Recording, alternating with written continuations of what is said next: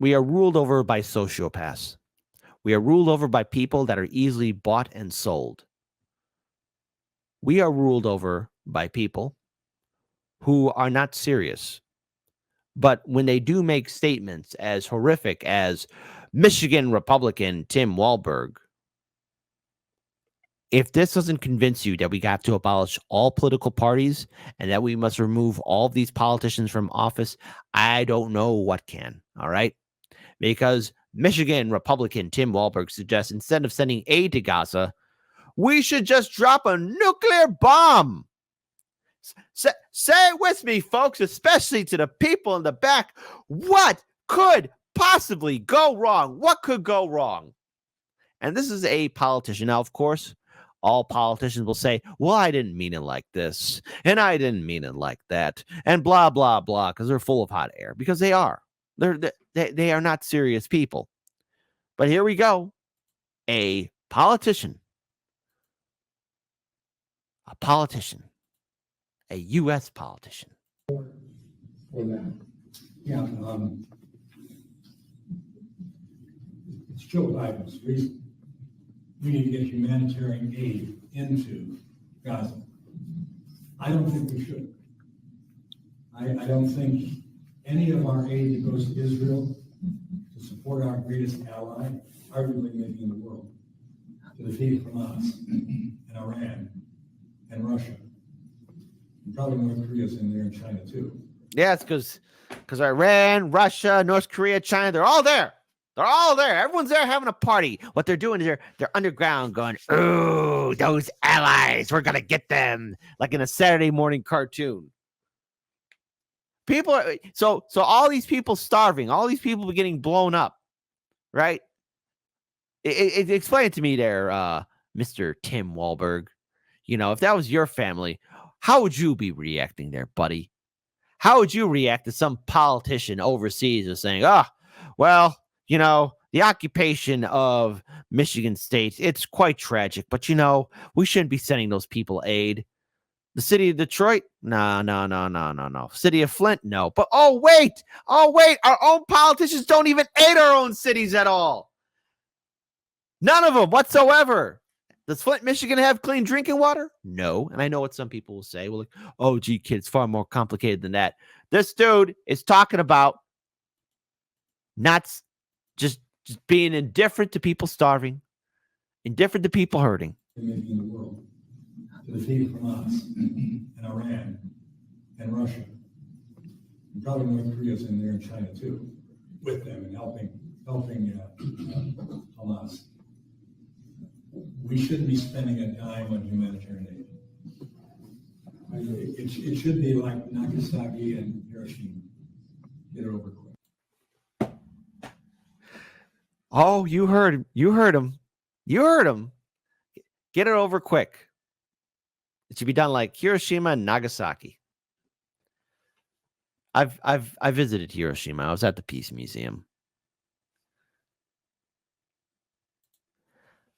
It's not for the faint of heart. And I do encourage everyone, if you do ever have a chance and the privilege to visit Japan or visit Hiroshima, and you go to the Peace Museum, prepare yourself, for it will take a toll on you. The imagery, the objects, the artifacts from that attack of what happened in Hiroshima will haunt you. And the imagery that we're seeing now, especially what's happening in Gaza, should haunt all of us. And the fact that we have a sitting politician who's more than happy to say, get it over quick, doesn't really understand the words that he's saying, because those people living in Rafah, 1.5, they have their hopes, their dreams, their concerns, their wants. There are people. There's probably somebody like you there in Rafah right now. To you watching right now, whether you're listening to me on the road or you're at your computer or you're whatever you're doing. Just remember that there's somebody probably just like you in Rafah, and they're scared. And yet we have this politician saying, get it over quick. They're not people to them. Get it over quick. And this is from a Republican lawmaker. And before anyone says, well, see, Kit, Republican lawmakers are bad, I view both politicians, both political parties as repugnant, as evil, as indifferent. You don't believe me? Because both parties are one the same. It's one big club, and you will never be in it. The fact that there are so many people still hypnotized into voting Democrat and Republican astounds me. You would think people would get the hint. And I'm going to keep on bringing up this comparison. Voting for a Democratic politician or voting for a Republican politician is like being tied in an abusive relationship. When you have your partner that's cheating on you, stealing your money, stealing your car, trashing your house, bad talking you, hitting you. That's what Republican and Democratic lawmakers do to you. That's what they do all the time. And look, folks, here's the great equalizer. The great equalizer. Both parties are the same. George Carlin, you're doing that musical in the sky. Hey, look, here's Republican Ted Cruz, AIPAC. But wait, he'll be joined by his fantastic friends in the Democratic Party and in the Republican Party. Here, let's watch them all talk that talk. Capital crumbled to the ground. The one thing that would remain. God bless AIPAC. If this capital crumbled to the ground, the one thing that would remain is our commitment to our aid, our cooperation with Israel. As long as I have the opportunity to serve in Congress. That's Mama Bear Nancy. If the capital falls, one thing is committed. Our aid to Israel. First of all, if our capital falls, and we're going to rewind that to listen again. If our capital falls for any reason, what the hell happened for our capital to fall? How did that happen? Why? Now I should be like, we don't know. It was Trump. Good morning. A Sunday morning. Hold on. We're going to listen to it again. If the capital falls, right? So forget January 6th. If this capital crumbled to the ground, the one thing that would remain is our commitment to our aid, our cooperation with Israel. So no commitment or aid to you guys. So if the capital ever crumbles, the American people ain't getting jack shite. You're on the roster. That's right. That's what, again, this proves my point that these politicians are like serial abusers in a domestic relationship. To my fellow citizens who vote Democrat or Republican, drink water, my kings and queens. You're just on the hit list. You're on the roster. They don't love you. They don't love you, man. You just there as the backup plan on election night. That's all. Like, hey, please vote for me. I totally think you're cool. Ugh, get away from me the day after. One thing that would remain is our commitment to our aid, our cooperation with Israel. As long as I have the opportunity to serve in Congress, I'm going to make sure that aid continues in a strongly robust fashion, no condition. That's Hakeem Jeffries. Remember? AOC said that she was going to support Hakeem Jeffries. Still will to this day. As long as I live, for as long as I have the privilege of serving in the Senate from New York, I will unflinchingly, unstintingly, and with all of my strength be Shomer Yisrael, a guardian of Israel. Ladies and gentlemen, I'm Yisrael Chai. God bless. Ha! Oh, these politicians are sociopathic. And again, here's an article from RT just to own the libs. Michigan Congressman Tim Walberg believes Washington should not waste money on humanitarian aid for civilians in Gaza or Ukraine. And instead focus on supporting Israel in Kiev's war efforts to achieve quick victories. Walberg made his remarks during a meeting with members of the public in Dundee, Michigan last week. In a video posted on social media on March 25th, the Republican congressman criticized President Joe Biden's policies, telling a small audience that the U.S. should spend Gaza aid money on supporting Israel, which he labeled Washington's greatest, arguably, ally anywhere in the world. We should be spending a dime on humanitarian aid. It should be like Nagasaki and Hiroshima. Get it over quick. The same should be in Ukraine. Defeat Putin quick. These people are going to lead us to World War III, and they're going to be safe in their bunkers. Listen. If things go ham, my fellow Americans, please don't hate your neighbor. Don't fight your neighbor. Don't fall for that trap of we have to fight each other. No. This will be a good bonding moment for us. We find out where these bunkers are at, and we dig out these jag-off politicians and these top 1%ers. It'll be a great moment for this country. Can you imagine? Texas and New York State, California and West Virginia, Florida and Illinois. Why not? We all of us, all 50 states, my fellow Americans, we find out where the bunkers are, and we go and then we go ham. We have fun. Because if these people lead us to World War III, they should not be sleeping comfortably in their freaking bunkers. Trust me on it. My fellow Republicans, my fellow Democrats, conservatives, liberals, progressives, socialists, Trumpers, everybody. It'll be a good bonding moment for the country. Because you're hearing this guy, and there are politicians like him who will send people to fight in wars and send money to all these wars. All the while, the rest of us are struggling. Defeat Putin quick. Instead of 80% in Ukraine being used for humanitarian purposes, it should be 80, 100% to wipe out Russian forces. After his statements in viral, Walberg claimed that his words were misreported and misinterpreted. What did you say there, buddy? Arguing that he was not merely speaking metaphorically and did not advocate for the actual use of nuclear weapons. In a shortened clip, I used a metaphor to convey that the need for both Israel and Ukraine to win their wars as swiftly as possible. Oh yeah, okay, buddy, thanks. Here, but we need to find out just how sociopathic some of these politicians are. Now, majority of them will be Republican in this video. Hey, look, bad-mouthing Republican lawmakers. It's real easy. It's low-hanging fruit, but oh boy, we're going to be talking about Zionism. More importantly, Christian Zionism. Okay. Don't worry. I got a funny story after this segment. We're talking to members of Congress about Israel and the U.S.'s relationship. All right, y'all go.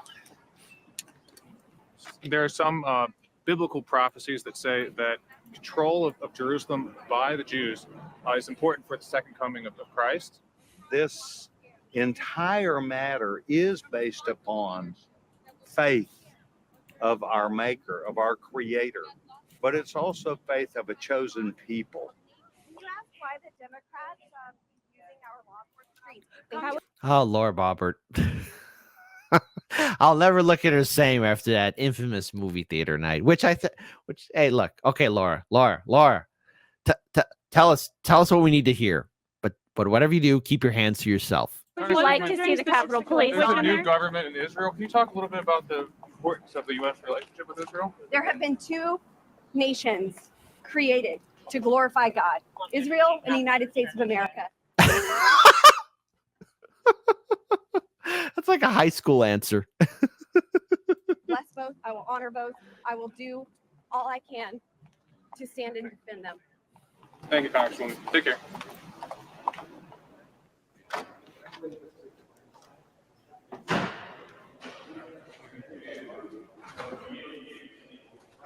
I'm a reporter from The Intercept. I want to ask you about the hearing. Do you have a quick second? Sure, man. Do you think there's a role of religious extremism here in the U.S. funding and shaping the conflict? I mean, there are a lot of folks who are part of the evangelical movement that want Support Israel. to support Israel, and we don't really kind of see that same kind of constituent group pushing the other way. Yeah, I wouldn't label the Baptist or the evangelical community as extreme because I feel like they're following the scripture and what the scripture says about Israel. Those who bless Israel will be blessed. I mean, they take it literal, and I'm one of those people. You know, there's some Christian Zionists that do believe in some of these biblical prophecies, and they're very controversial even within the Christian Zionist evangelical community. Yeah, and believing in Armageddon, that there will be a final battle around Jerusalem. And a long time ago, in the early 2000s, there was this movie that came out. It was done by a Christian studio. It's called Megiddo or Megiddo 2 or something. And it had to deal with the end of days. And I gotta tell you, that is a horrific story. Like the final battle, like so many people die. So many people die in that prophecy. That's a horrific prophecy. Is that the world we want? Because I don't. It sounds quite barbaric. And that after that battle, There's a judgment day. Jews will be killed or converted. Jesus will come back. There's going to be a rapture event. What do you think about those? Jesus comes back and be like, holy cow, I left you guys. You started killing each other? What's going on? Those kind of prophecies. I believe Jesus will come back, and I'm going to be on his side.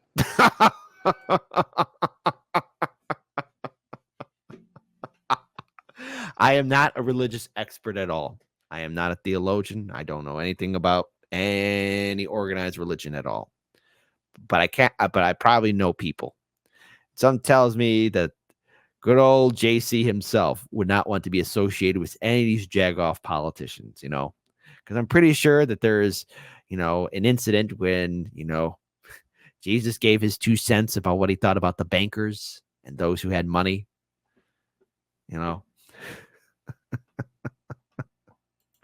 But anyways, folks, it's just maddening seeing the propaganda. And see, this is the influence of not only AIPAC, but extremism on all levels. So it's not only just Democratic lawmakers that are being neoliberal jagoffs, but you got your Republican neoconservative jagoff politicians who are all on board for sending military aid to Israel for their own reasons, selfish reasons, by the way, for a prophecy that makes no sense.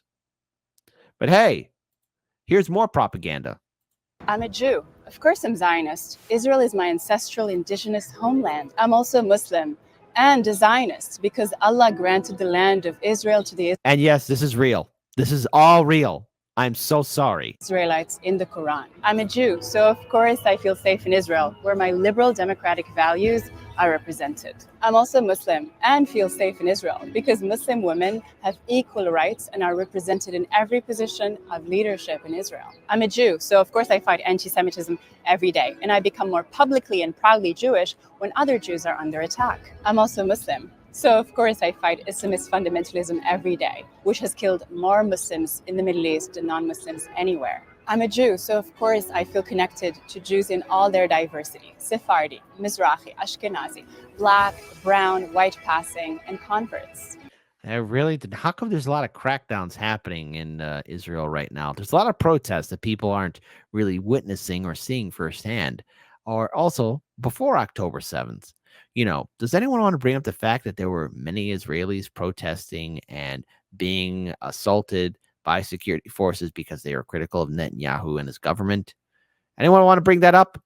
I'm also Muslim, so of course I've seen how women, minorities, secular people, and atheists suffer so much under Islamist rule, because unless silenced, they threaten the project of one singular Islamist Arab supremacist state from Morocco to Afghanistan. I'm the daughter of a secular Jewish father and a hair-covering Muslim mother. Of course, I'm acutely aware that Muslims and Jews have some differences, but we can't build common ground if we allow extremists to rip us apart.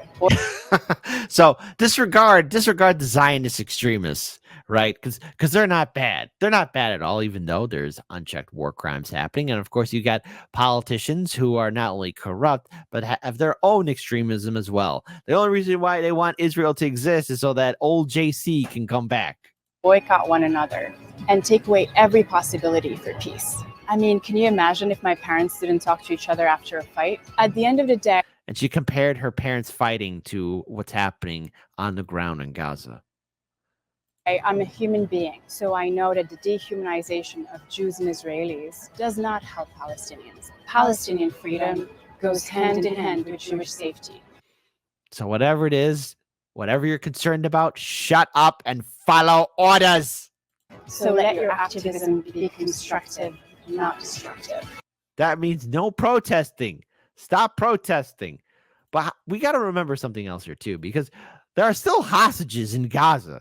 I mean, I don't know if they're still alive or not, but I want to pull up this video here. Shot the hotspot. Family member of Israeli hostage tells CNN that the Israeli government is not only pressuring families of hostages to play into their propaganda, but also threatening to harm their loved ones if they dare speak out. That's our aircraft carrier in the Middle East. You told us before we started the interview that some hostage families are hesitant to actually go out and protest. Why is that? there is a very strong notion of please don't make too much noise, otherwise your family member, your hostage, could be moved to a lower place once a list will be. So you hear that? Shut up. Oh, make sure your family members are the last to be rescued. Shush, shush, shush. It's all crazy here. Let's rewind that again. Hostage could be moved to a lower place once a list will be composed. There's a lot of pressure coming from the cabinet ministers stating these thoughts. Okay, be quiet, play along, come with us to this delegations and then meet with the UN and put pressure on outside players, but don't say anything to contradict the official governmental line. And the Israeli public is being pumped with together we will win, and we're not winning. Not winning at all. So this charade should stop. We need some international intervention, because the way things are going in Israel now, we're jumping straight head down to the abyss. And it is really horrible to hear you describe that. And we obviously wish you all the best. Zahira Shahamor, thank you very much for joining us. So never forget, folks, when you have one sitting representative, good old Tim Walberg, saying, hey, Gaza should be turned into Hiroshima or Nagasaki, make it quick. Even though he's going to say, oh, I was being misquoted or my words weren't being represented right. Well, then why'd you use those words in the first place? Why even bring in the comparison of Hiroshima and Nagasaki? But it's bigger than that. It's bigger than just Tim Walberg. It's the fact that you got Ted Cruz and Nancy Pelosi and Hakeem Jeffries and Chucky Boy Schumer and Laura Boebert and everybody else, all these politicians, each with their own agenda, each to make money, each to be indifferent with the suffering of people, not only in their backyard, but overseas. They're okay with getting money. They're okay with standing in solidarity with an extremist apartheid government as war crimes are happening. But yet when you have a politician saying, oh, it should be over quick, a quick victory, Hiroshima them, Nagasaki them, and it'll be over quick. Remember, he chose those words. He chose those words, and he should know damn well what that means. These politicians will lead us to war. They're sociopathic, they're insane, and they will have you and your families fight for their wars as they earn profit.